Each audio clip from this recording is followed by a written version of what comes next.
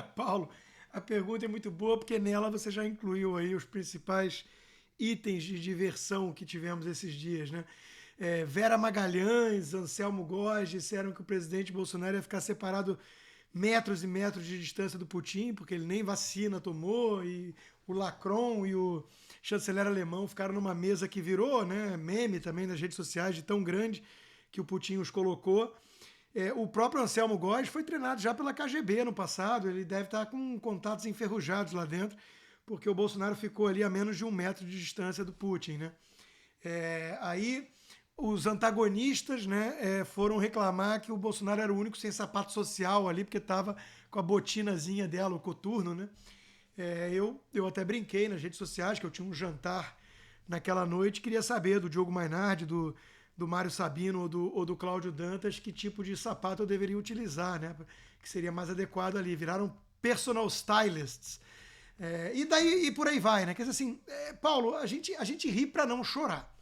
Porque vamos ter que chover no molhado aqui, né? Constatar o óbvio que a gente repete quase todo podcast. A imprensa brasileira morreu.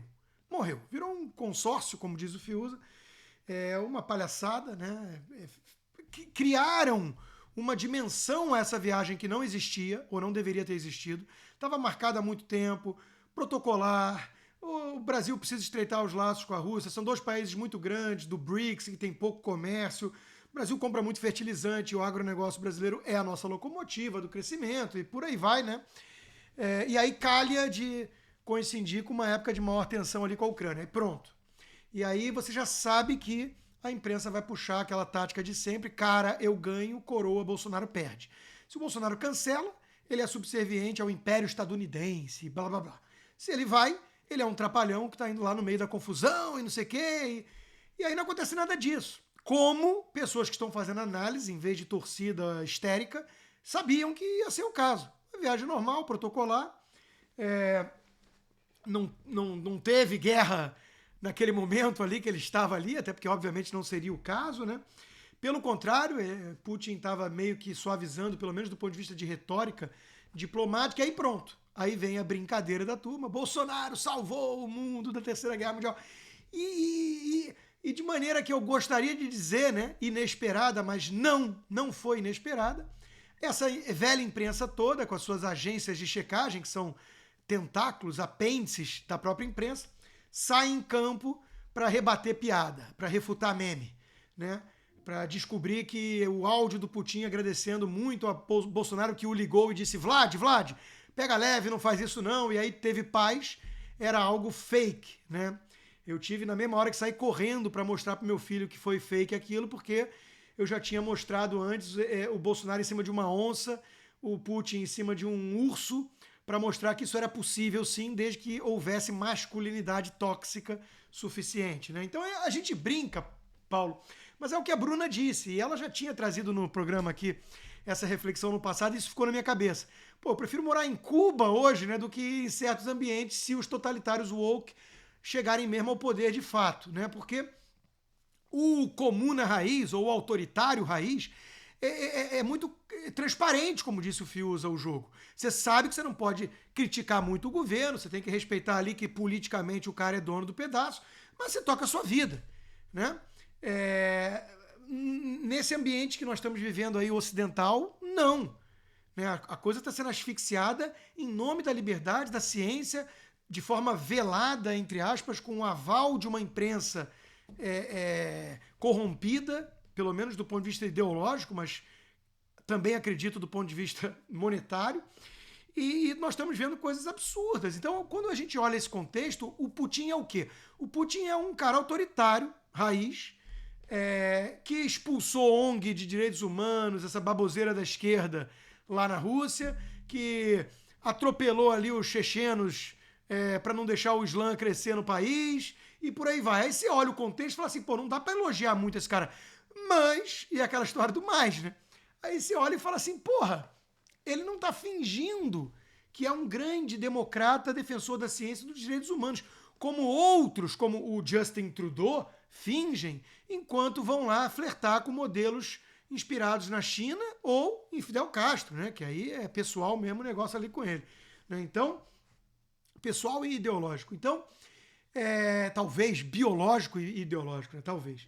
Mas assim, nós estamos vivendo um ambiente muito tosco, não tem outra palavra, né? Essa turma, o soldado comunista, por exemplo, que você também colocou ali na sua provocação, porra, é protocolar.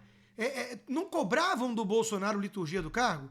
O cara vai lá no país, vai fazer aquilo que toda liderança faz quando vai lá, soldado anônimo que combateu nazistas na guerra. Ponto, é isso. Aí vem o destaque no Estadão, não sei o quê. Bolsonaro homenageia soldado comunista. Quer dizer, os caras vivem só de narrativa. De novo, se houvesse algum tipo de tentativa de distorção, de manipulação sutil para colocar ali o seu viés de maneira um pouquinho velada, você pode, no mínimo, assim, você pode respeitar a inteligência no jogo, né? Um jogo meio sujo, não é o que jornalismo deveria se propor a fazer, mas você pode respeitar a inteligência. Agora, da forma que essa turma faz, de novo, assim, eu fico pensando quem é que cai nisso. Eu não sei, você tinha perguntado pro Fiuza, né? Eu não sei quantos bolsonaristas caem no negócio que o Bolsonaro realmente salvou o mundo. Eu diria que deve ser uma minúscula fração, né? De gente mais obtusa ali, né? Agora, eu fico perguntando quem é que cai na manipulação escancarada da mídia? Quem é que lê um negócio desse e fala assim, não, meu Deus, eles estão mentindo, querendo colocar o Bolsonaro como salvador do mundo. É um negócio tão patético, né? Tão patético. O Bolsonaro foi entrevistado da Rússia para o programa Pingos nos Is da Jovem Pan, durante alguns bons minutos. Fiuza, inclusive, participou. Eu, acompanhando a entrevista, eu coloquei o seguinte no Twitter, Paulo, para fechar. Eu falei, se Bolsonaro tivesse essa oportunidade, olha que ele não é um cara exímio, comunicador, o rei da retórica, nada disso.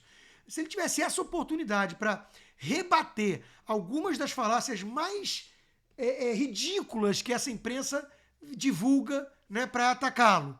Se ele tivesse essa oportunidade num jornal nacional da vida, como é que ficaria a cara de paisagem de um William Bonner ali? Porque, de novo, né, não é difícil, esse é o meu ponto, não é difícil expor a militância de oposição da nossa imprensa de hoje. Não é algo difícil, não é uma tarefa hercúlea, não precisa de um esforço homérico. Né? Eu faço muito isso e não me sinto um herói por conta disso. Pelo contrário, eu daqui a pouco vou delegar, não é para minha filha de 20 anos, é para meu filho de 4, essa tarefa. Falar, filho, aqui ó, papai vai te delegar aqui um trabalhinho, você acompanha aqui alguns jornais, algumas coisas e mostra depois o absurdo, né, da militância, porque tá demais, assim, passaram do ponto, perderam qualquer resquício de seriedade, qualquer senso de proporção, de prioridade e qualquer senso do ridículo, né? Então, assim, o ó concurso para mim foi realmente a turma dos antagonistas, assessoria informal, entre aspas, de imprensa do Moro, né, em campanha, reclamar que o Bolsonaro não estava com o mesmo sapato do restante. Assim, parei aqui, Paulo, não tem mais nada a falar. Isso é a nossa imprensa de hoje.